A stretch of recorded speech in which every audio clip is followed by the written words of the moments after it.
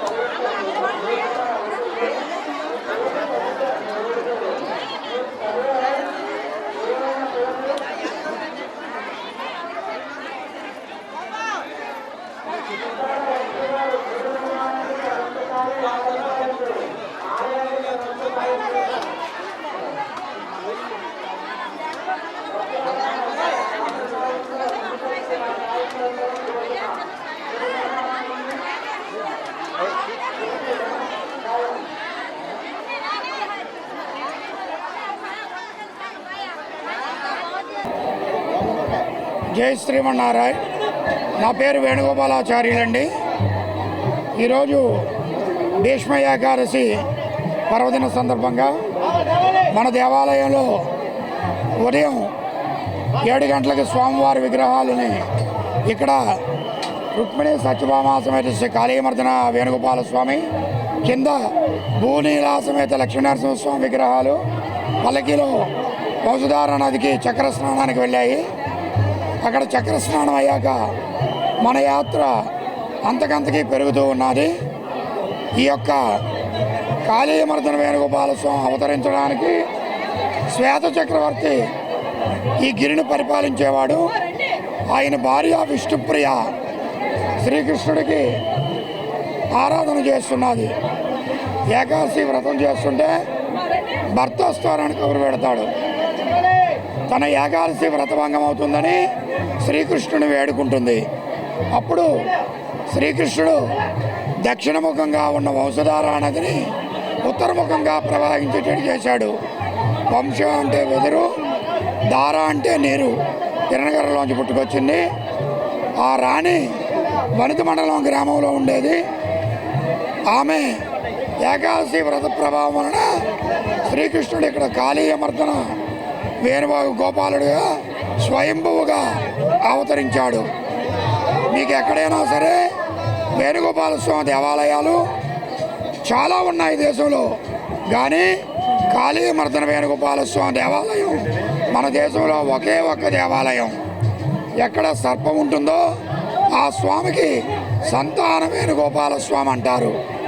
ఎవరికైనా సంతానం కావాలని మనసులో కోరుకొని ముడుపు కట్టుకొని స్వామిని దర్శిస్తే ఖచ్చితంగా సంవత్సరం తిరిగేలోపు వాళ్ళకి సంతాన యోగం కలుగుతుంది. అంతేకాకుండా మన కొండ మీద 3 రాళ్ళు పేరుస్తారు గుట్ట కింద. ఆ రాళ్ళు పెట్టుకుంటే గృహయాధికార యోగ్యం, ఇల్లు కట్టుకోవడానికి అధికారం వచ్చేటట్టు. అంతేకాకుండా మనం ఉత్తరాంధ్ర జిల్లాల్లో కానీ ఒరిస్సాలో కానీ శంకుస్థాపన చేసేటప్పుడు మన కొండ మీద రాళ్ళు పట్టుకొని వెళ్ళి శంకుస్థాపన చేస్తే ఆ గృహం స్థిరంగా గట్టిగా ఉంటుందని నమ్మకం. అదే కాకుండా మనకి ఈ యొక్క పాంచరాత్రాగమ నవార్ణిక దీక్ష, పాంచరాత్రాగమను 9 రోజుల యాత్ర అండి, ఉత్సవాలు ఇవి. మొదటి రోజు ఆ యొక్క విశ్వక్షేణ పూజ, మండపారాధన. రెండో రోజు ఋత్వీకరణ, అంకురార్పణ, ధ్వజారోహణము, పతాక ప్రతిష్ట. ఈరోజు అంటే నిన్న రాత్రి 12 గంటలకి స్వామివారికి పంచామృతాలతో అభిషేకం చేశాము. తదనంతరం వెండి కవచాలతో స్వామికి అలంకారం చేశాము. ఉదయం లేచి చక్ర స్నానం చేయించాము. ఇది మొదలు ఈ యొక్క మాఘ శుద్ధ పౌర్ణమి 1వ తేదీ ఆదివారం స్వామివారికి ఈ యొక్క రుక్మిణి సత్యభామ సమేత కాళీమర్దన వేణుగోపాల స్వామి ఉత్సవ విగ్రహాలు, భూలీనా సమేత లక్ష్మీనరస్వామి ఉత్సవ విగ్రహాలు తీసుకొచ్చి వేణుగోపాల స్వామి ప్రాంగణంలో తిరుకళ్యాణ మహోత్సవం జరుగుతుంది. ఆ కళ్యాణానికి 3000 నుండి 5000 వరకు భక్తులు వస్తారు. ఆ కళ్యాణంతో మన యొక్క నవార్ణిక దీక్ష, ఈ 9 రోజుల దీక్ష కూడా పూర్తవుతుందన్నమాట. అదేవిధంగా ఇక్కడ వరుణపాతం అనే పంట ఉన్నది. పూర్వకాలం వానలు పడకపోతే 108 సూక్తాలతో పాయసాన్ని పోసేవారు. ఆ విధంగా చేస్తే వరుణదేవుడు అనుగ్రహించి వర్షాలు కురిపించేవాడు. దీనిని శ్వేతగిరి, శ్వేత చక్రవర్తి పరిపాలించాడు కనుక శ్వేతగిరి అంటే తెల్లకొండ అని అంటారు. దేవుళ్ళందరిలో వేణుగోపాల పెద్దవాడు. ఆయన యాత్ర అయ్యాక కూర్మనాథుల యాత్ర అవుతుంది. తర్వాత సింహాద్రప్ప యాత్ర అవుతుంది. కనుక మనసులో కోరుకున్న కోరికలన్నీ నెరవేర్చే దేవుడు కాళీయమర్దన వేణుగోపాలుడు. నిండు మనస్సు పెట్టి ఆరాధించే వారికి తప్పకుండా వారి కోరికలను నెరవేరుస్తాడు. లైక్ చేయండి, షేర్ చేయండి, సబ్స్క్రైబ్ చేయండి. మరిన్ని వీడియోల కోసం బెల్ సింబల్ పై క్లిక్ చేయండి.